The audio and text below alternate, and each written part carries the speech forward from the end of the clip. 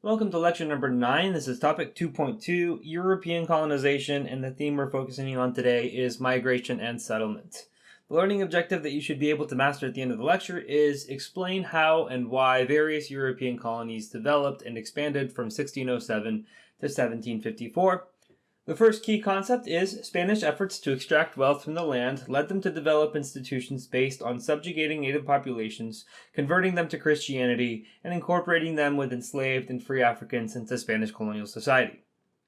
This is all a continuity from period 1, with Spanish use of the encomienda system and then adopting African slavery.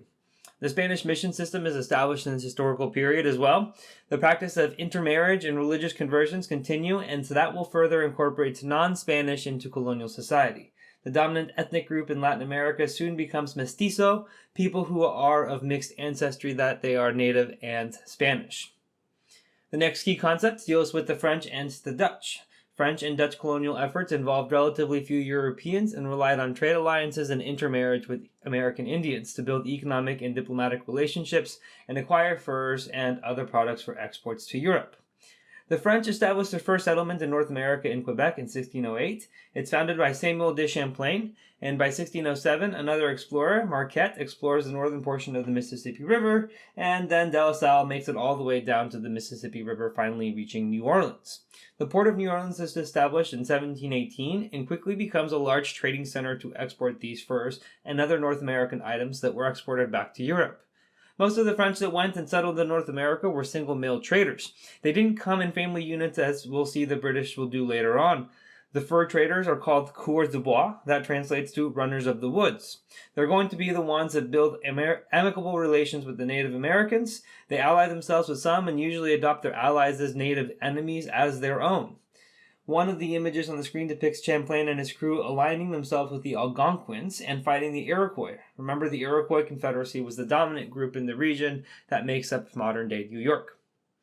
The Dutch are similar to the French in their reason for being in North America. They're seeking trade.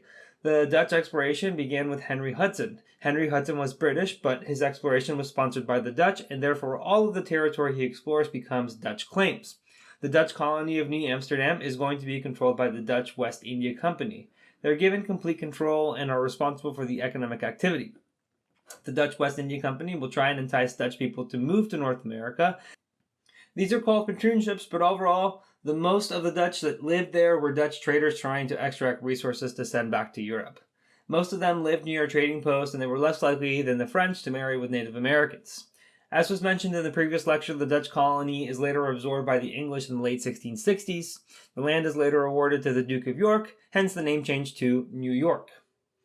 Into the next key concept, English colonization efforts attracted a comparatively large number of male and female British migrants, all of whom sought social mobility, economic prosperity, religious freedom, and improved living conditions. These colonists focused on agriculture and settled on lands taken from Native Americans, from whom they lived separately. The colonists included both men and women, and especially in the New England colonies, people migrated in family units. Women coming over to North America to settle is significant because that means that the men who have settled are less likely to intermarry with the natives. That dictates further relationships between natives and Europeans. One exception to this is that sometimes single women would travel on their own as part of an indentured servant contract. Other Europeans also migrate to the British colonies, especially in the middle colonies like Pennsylvania and New York, in hopes of attaining land. It's not just going to be British people settling into the British colonies. That's partly a reason why there was a greater degree of religious freedom in some colonies. Another reason for that relates to religious freedom or lack of in England. Catholics were being persecuted in England as the Church of England started to separate itself from the Catholic Church. So, under the proprietorship of Cecil Calvert or Lord Baltimore, they sought refuge in the colony of Maryland.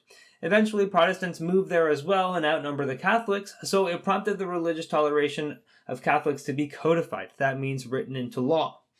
Puritans and separatists settled in New England. Separatists were those who believed that the new Anglican Church was still too similar to the Catholic Church, so they wanted to separate completely from the Anglican Church. While the Puritans had similar views on the Anglican Church's vestiges of the Catholic Church, they wanted to purify the new church instead of trying to separate completely from it. Because their religious beliefs challenged the king as the head of the Anglican Church, they escaped to North America to live free of religious persecution. Relations between natives and English colonists were usually conflictual regardless of location. Pennsylvania was the exception early on, but even they had moments in which disagreements led to violence with natives.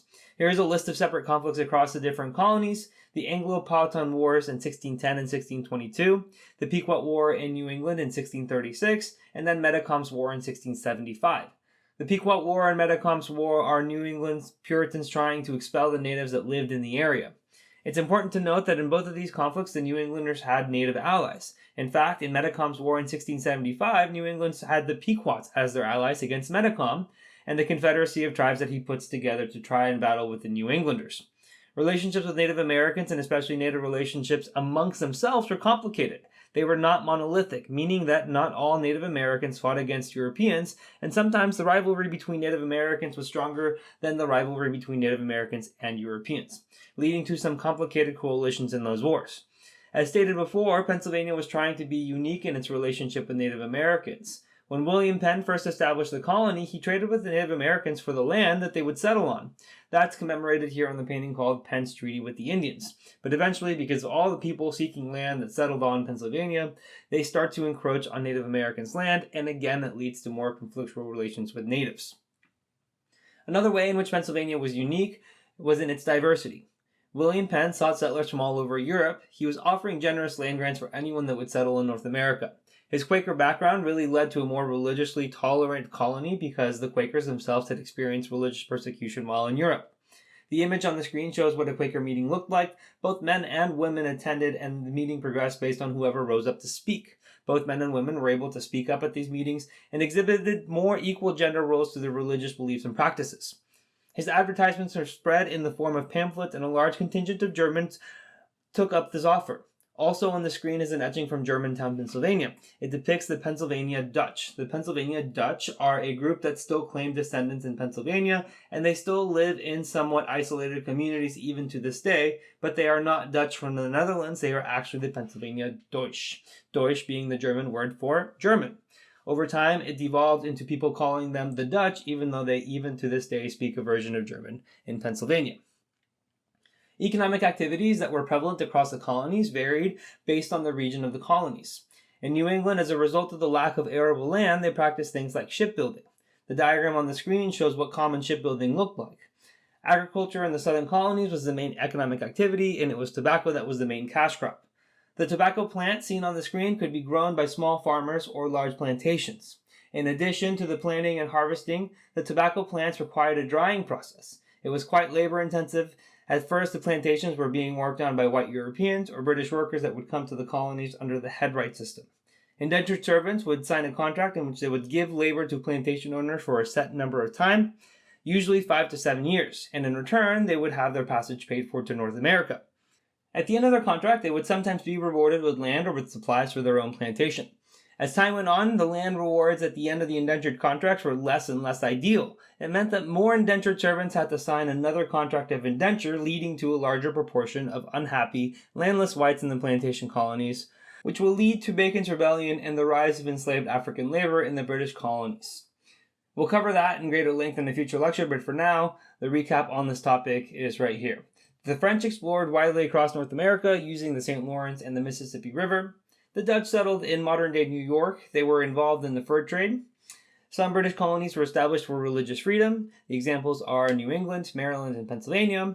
And there were conflicts with natives over land across all the British colonies. And finally, the plantation economy and the indentured servitude that was being used to work in the plantation up until 1676.